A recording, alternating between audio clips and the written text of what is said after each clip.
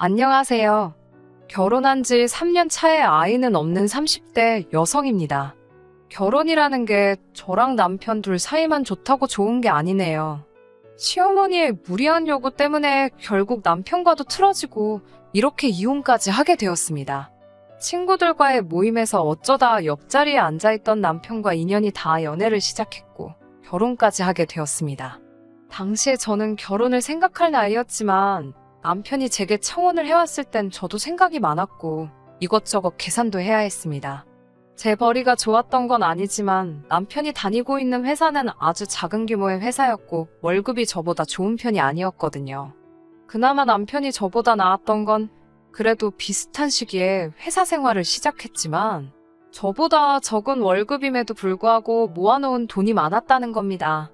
장기적으로 본다면 당장 모아놓은 액수가 그렇게 중요한 문제는 아니겠지만 금전 감각이 투철한 것 또한 장점이 아니겠냐며 좋은 게 좋은 거라고 그 장점 하나만 믿고 결혼까지 결심하게 되었습니다. 하지만 돈이라는 게 살아보니 정말 무시할 게 못 되더라고요. 결혼 이야기가 본격적으로 오고 가면서 양가 식구들에게도 서로를 소개하게 되었습니다. 저희 친정 아버지는 공직에서 근무하고 계셨고 저희 어머니는 평생을 전업주부로 지내셨습니다. 경제적으로 평범한 중산층 집안이지요. 공직에 근무하시는 아버지의 연금 덕분에 두 분의 노후는 준비가 다 된 거나 마찬가지인 셈이었어요. 저희 부모님은 제 결혼 상대에 다른 건 필요 없고 항상 두 가지만 강조하셨습니다. 하나는 무슨 일이 있어도 제 편에 서줘야 한다는 것. 그리고 두 번째는 어른들의 노후 준비가 끝나 있어야 한다는 것이었습니다. 남편이 저희 집에 처음 인사드리러 온 그날에도 친정아버지께서는 그 두 가지를 가장 먼저 물어보셨어요. 남편은 씩씩한 목소리로 당연하다는 대답을 했고 저희 부모님도 그 모습을 보고 이후에는 더 크게 묻거나 따지지 않으시고 결혼을 허락해 주셨습니다. 하지만 실상은 달랐어요. 남편은 결혼 승낙을 위해 거짓말을 했던 거나 마찬가지죠. 그게 진실이 아니었다는 건 결혼식을 올린 뒤에도 한참이 지나서야 알게 되었습니다. 제 편을 들어주겠다는 말이 사실일지언정 시부모님의 노후는 사실 하나도 준비되어 있지 않은 상황이었어요.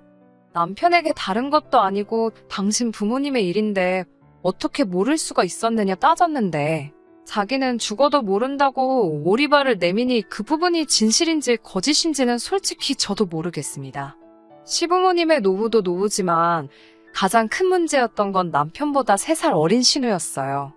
제가 볼 땐 시부모님의 노후 자금이 턱없이 부족한 데는 아직도 자리 잡지 못한 신우가 가장 이유가 컸던 것 같습니다. 어려서는 헤어 디자이너가 되겠다며 미용학원을 다니다가 갑자기 대학교에 들어가서는 대학교도 끝마치지 않고 승무원이 되겠다고 다시 또 학원을 등록했대요. 그런데 그것도 얼마 안 가 포기하고 역시 사람은 기술을 배워야 한다고 하면서 네일아트를 배우다가 결국 그것마저도 얼마 안 가 다시 그만뒀다고 합니다. 그러다가 또 다시 대학교에 들어가서는 졸업까지 하고서 곧장 공무원을 하겠다며 몇 년째 고시생 생활을 하고 있다고 합니다. 그런데도 시부모님은 신우를 우리 집 공주님이라고 이뻐하시면서 지원이란 지원은 아끼지 않으셨다고 합니다. 고시원 생활 비좁고 궁상하자 어떻게 하냐며 고시촌 근처에 있는 자취방까지 구해주셨고 아직도 신우 뒷바라지를 하고 계시고 있답니다. 부모가 자식을 아낀다는데 제가 거기에 나서서 이래라 저래라 할 문제는 아니니 신경 쓰지 않으려고 애썼습니다.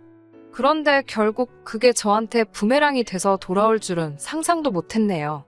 처음에 시댁에 인사를 드리러 갔던 날 시부모님께서 집을 해주시겠다고 하셨습니다. 저희도 거절할 이유가 없었기에 감사하다고 했어요. 그런데 며칠 지나지도 않아서 말을 바로 바꾸셨어요. 집을 해주기로 한 돈이 급하게 쓰여야 할 곳이 있다고 하시며 일단 어느 정도만 보태줄 테니 전세를 알아보라고 하셨죠. 그것도 감지덕지인 상황이니 아무런 말도 안 하고 넘어갔는데 또 얼마 뒤에는 아무래도 돈이 장기간 묶이게 될 것 같다고 둘이 모아놓은 돈으로 형편이 되는 곳에 일단 집을 구하라고 하시더라고요. 묶인 돈이 풀리게 되면 그때 돼서 곧바로 지원을 해주시겠다면서요. 그때는 저도 적잖이 실망을 했습니다. 남편도 저를 볼 면목이 없다고 미안해했었지만 애초에 남편과 제가 결혼을 약속했을 때 시댁에서 집을 해준다는 건 생각지도 못한 일이었고, 둘만의 힘으로 시작하자고 이야기를 나눴었기에 해준다고 호언장담하던 집을 못 해준다는 통보를 받았더라도 그것 때문에 결혼을 엎어야 한다는 생각은 하지 않았습니다. 그런데 또 알고 보니까 그때 집을 해주신다던 건 시부모님이 현재 살고 계시는 집을 담보로 대출을 받아 집을 구해주신다고 말씀하시던 거였네요. 저희한테 그런 말을 하시기 전에 직접 알아보셨던 것도 아니고 요즘은 다들 그렇게 한다더라 하는 말을 어디선가 듣고 상황도 자세히 모른 채 하신 말이었던 거예요. 시부모님 두 분 다 따로 일을 하시는 분들이 아니었기에 아마 그 돈을 받았다면 대출금은 저희가 갚고 있어야 했을 수도 있는 일이었어요. 거기에 막상 대출을 받으려고 해도 현재 살고 계신 그 집에도 대출이 있는 상황이라 추가적으로 더 대출을 받을 수 있는 금액이 신혼집을 구해주실 정도로 많은 금액은 아니었습니다. 아마 추가로 받는 대출이 저희에게 두 번째 말한 집값의 일부를 내어주겠다고 하신 말씀이셨겠지요. 그런데 대출받은 그 돈마저도 공무원 준비하던 신우가 이번에는 무슨 사업을 하기로 했다고 해서 그마저도 다시 신우에게 돌아가게 된 거고요. 자초지종을 알고 나니 차라리 모르는 게 나았겠다 싶을 정도로 머리가 아파왔어요. 남편에게 이런 말이 어떻게 들릴지 모르겠지만 시부모님 재산 상황이 도대체 어떻게 되는 거냐고 알고 있는 걸 전부 말하라 물었습니다. 그러자 남편도 자기도 이 정도일 줄은 몰랐다면서 보아하니 신우 뒷바라지하면서 지금 빚이 좀 있으신 것 같다고 하더라고요. 결혼 전에 나한테 한 이야기랑은 달라도 너무 다른 것 아니냐고 했더니 남편은 아무 말도 못하고 고개만 숙이고 있었어요.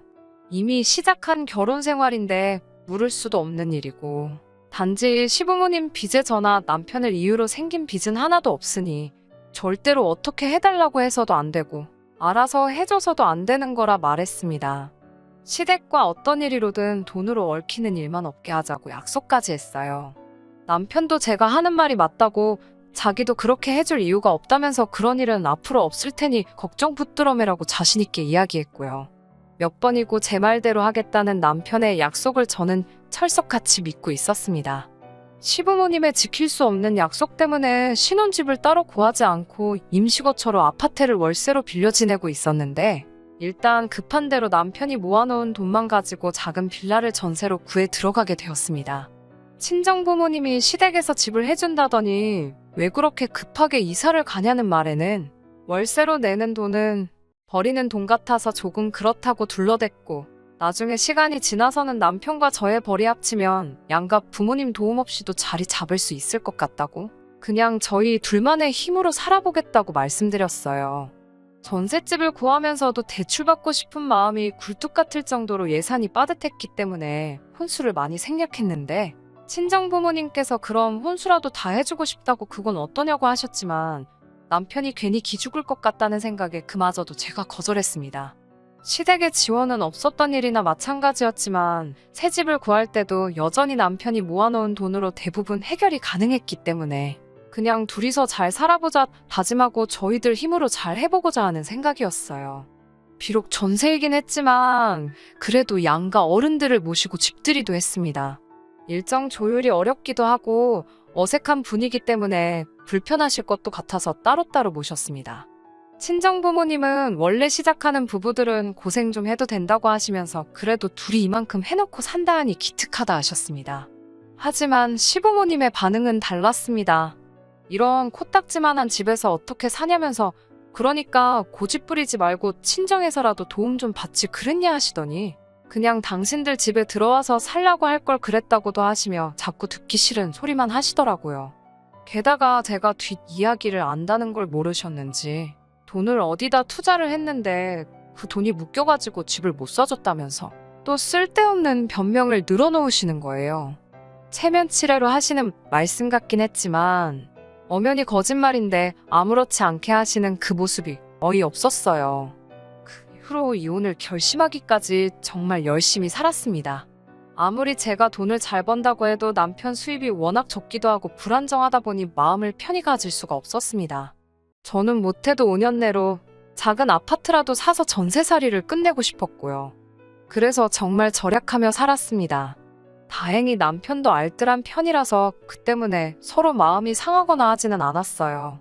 남편은 그달그달 벌어온 돈을 저에게 전부 주었고, 그럼 저는 그 돈에서 딱 50만 원만 빼서 생활비에 썼습니다. 제가 번 돈에서도 똑같은 금액을 빼서 생활비로 썼고요.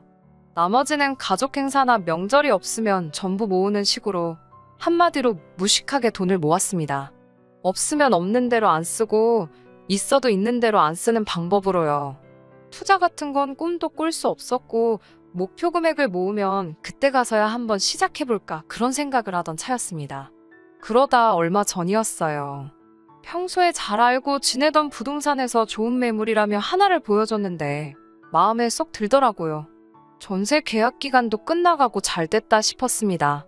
전세금을 돌려받고 저희가 모은 돈까지 다 합쳐도 좀 부족해서 추가적으로 대출을 더 받아보려 알아보는 과정에 남편이 저 몰래 월급의 일부를 숨기고 있었다는 사실을 알게 되었습니다. 여기까지만이라면 어찌어찌 이해할 수 있었을 겁니다. 남편이 월급을 저에게 전부 주고 있었고 저는 아끼고 모은다고 남편에겐 용돈을 최소한으로 주고 있었거든요. 남자가 사회생활하는데 비상금 어느 정도 빼돌린 건 눈 감아 줄 만한 일이라고 생각했습니다. 차라리 본인이 필요한데 썼으면 열이라도 안 받았을 것 같은데 남편이 저에게 숨기고 빼돌리고 있던 돈의 대부분이 전부 시댁으로 들어가고 있었다는 사실을 알게 된 겁니다. 한 달에 40만 원에서 50만 원 사이에 큰 액수가 매 달마다 저도 모르는 사이에 시댁으로 흘러들어가고 있던 거였어요. 제가 최대한 아끼며 산다고 궁상맞다는 소리를 들을 정도로 허리띠를 졸라매서 살아온 건 사실이지만 그렇다고 명절이나 양가 어른들 생신, 어버이날 등등 자식된 도리로 챙겨야 하는 날들을 건너뛴 적 한 번도 없었습니다. 오히려 남편이 자기의 월급을 전부 저한테 주고 있다는 생각을 해서 같은 날에 챙겨드려도 비교적 여유가 있는 친정보다 시댁에 좀 더 신경을 썼어요. 모자라거나 더 드리는 부분을 제가 더 부담하는 식으로 하고 있었습니다. 정황상 남편이 월급의 전부를 저에게 다 보내주고 있다고 믿고 있었지만 제가 돈 관리를 한다고 그 돈을 제 개인을 위해 써본 적은 한 번도 없고 전부 다 적금을 들고 있었거든요. 그런데 남편이 제게는 단 한마디의 상의도 없이 독단적으로 받는 월급을 숨겨 그 일부를 시댁에다가 보내고 있었다는 사실에 실망감을 감출 수가 없었습니다. 그동안 저 몰래 시댁으로 보내준 돈이 결혼한 기간으로 치면 1,000만 원이 넘어갈 정도의 거금이었거든요. 배신감에 소름이 다 끼치더라고요. 퇴근한 남편에게 최대한 차분한 목소리로 이게 어떻게 된 일인지 설명해보라고 했습니다. 그러자 남편이 이제 다 걸려서 어쩔 수 없다고 생각했는지 저에게 솔직히 털어놓더라고요. 시어머니께서 신우 때문에 대출을 받았는데 상환할 능력도 안 되시고 신우는 배째라는 식이라 자기가 보태준 거라고요. 결혼할 때 하나도 도와주시지도 않았는데 어떻게 이러실 수가 있냐고 하니까 미안하다면서 그래도 가족이 힘들다는데 자기도 어쩔 수 없었다고 그러더군요. 남편에게 이건 부부간 신뢰의 문제라고 저한테 물어라도 봤어야 하는 거 아니냐고 따졌습니다. 그러자 소잡아먹은 귀신이 붙은 것 마냥 남편은 입을 꾹 다물고 한마디도 하지 않더라고요. 아마 이때부터 저도 마음속에서 남편에 대한 마음이 조금씩 달라졌던 것 같아요. 사는 게 좀 쪼들리고 고생스러워도 남편과 둘이 언젠간 더 크게 행복할 거라 믿었기에 참고 또 참았던 건데 이렇게 뒤통수를 맞으니 너무 아프더라고요. 그 와중에 시어머니 생신이 돌아왔습니다.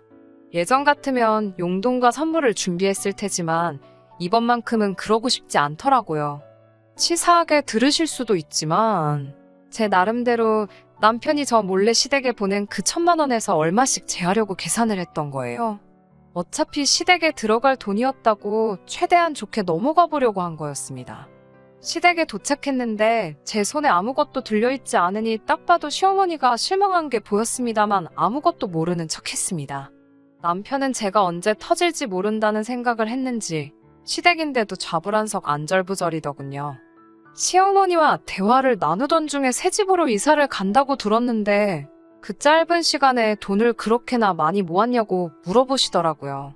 지키지도 못할 말 해서 인생 계획을 미루게 만든 장본인이 누군데 뻔뻔하게도 그런 소리가 나오나 싶었지만 꾹꾹 눌러 참으며 모은 돈만으로는 부족해서 대출을 알아보고 있다는 대답을 했습니다. 저는 거기서 오히려 저희에게 조금 미안한 감정이라도 느꼈으면 하는 마음이었어요. 그런데 시어머니는 그러냐고, 그러면 이왕 대출 받는 거 조금 넉넉하게 받으면 어떻겠냐고 물어보셨어요. 요 최근 들어 주식이니 뭐니 해서 따로 돈 굴리는 게 현명한 방법이라는 말을 많이 들어와서 대출을 많이 받는 편도 생각해보기도 했지만, 당시 저도 결혼한 지도 벌써 5년 차에 더 이상 돈 모은다고 자녀 계획을 늦출 수는 없다는 생각을 했고, 아이가 태어나면 아무리 짧게 잡아도 반년 가까이는 남편이 외벌이를 해야 하는데, 도무지 이자가 감당할 수 있는 수준이 아니란 걸 알고 진작에 마음을 접고 있었거든요. 다른 대답은 하지 않고 대출은 최소한으로 받으려고 생각 중이라고만 대답했습니다. 그래도 시어머니는 계속 이왕 받는 건데 넉넉하게 받으라는 식으로 저를 자꾸 회유했고요. 신우도 옆에서 요즘은 대출 받는 것도 능력이라고 받을 수 있을 때 최대한으로 받는 게 좋다는 식으로 말을 하더라고요. 내 집 사는데 대출을 제가 필요한 만큼만 받겠다는데도 자꾸 더 받으라는 식으로 나오니 뭔가 다른 꿍꿍이가 있는 게 아닌가 싶어서 슬쩍 의아하다는 식으로 반응했어요. 그랬더니 곧바로 대출을 넉넉히 받으라고 말한 진짜 속내를 이야기해오더군요. 신우가 새롭게 장사를 시작해보려고 하는데 가게를 얻을 돈이 없다면서 보증금이라도 얼마 더 보태주려고 그러신다는 거예요. 그 말을 듣자마자 저는 신우를 보고 한껏 웃어 보였습니다. 신우 가게 차려주려고 지금 저보고 대출을 더 받으라고 하시는 게 진심이냐고 물어봤어요. 시어머니는 살짝 기분이 상했다는 표정으로 뭐 이번에 몫이 좋은 곳을 알아놨다며 신우가 이번에 카페를 하나 시작해보려고 한다고 하시더라고요. 저는 신우가 이번에는 카페를 한다고요? 전에 하던 옷가게 말아먹은 지 얼마나 됐다고 이번엔 카페를요? 하고 비웃는 것처럼 크크대면서 웃었어요. 신우가 자기가 저한테 무시당했다는 걸로 생각을 했는지 옆에서 얼굴이 시뻘개져서 있더라고요. 신우가 못 갚으면 어떻게 되는 거냐고 요즘 이자도 오른다니 어쩐다니 말이 많은데 그거 다 제가 갚아야 되는 거 아니냐고 물으니 대출도 능력이라고 떠들다가 제가 팩폭을 날리니 아무 말도 못하던 신우가 벌떡 커피가 원가율이 어떻고 마진이 저떻고 하면서 어디서 주워들은 걸 저에게 떠들어대며 설명을 하려고 하더라고요.